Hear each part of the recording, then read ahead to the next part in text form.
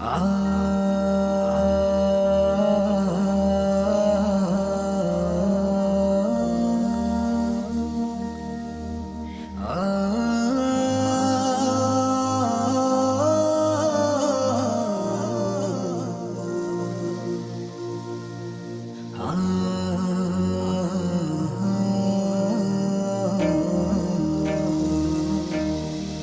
xịt khâu quý tan xa lâu dia iki tiếp na hoi ba hầm hình việc gel in lung oi na toa lên đằng ngay san san hi anai kei đi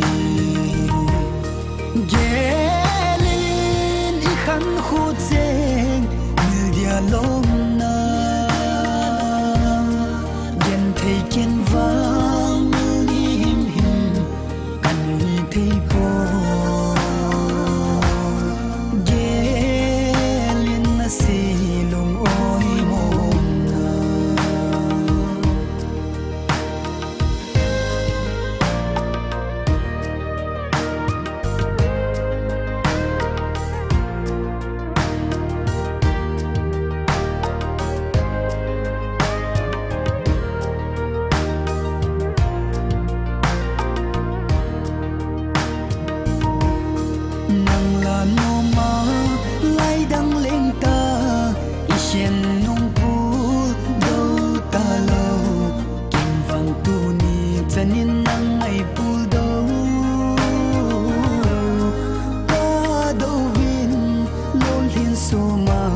achuk zinge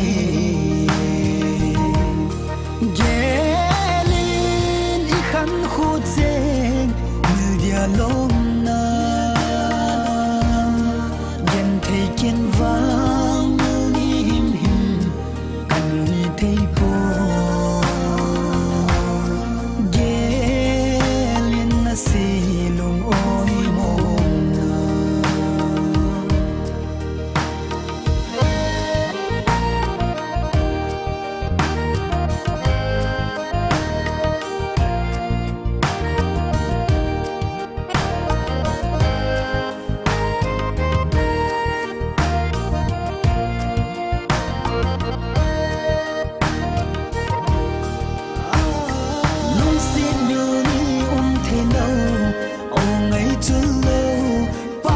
pa khong ki din va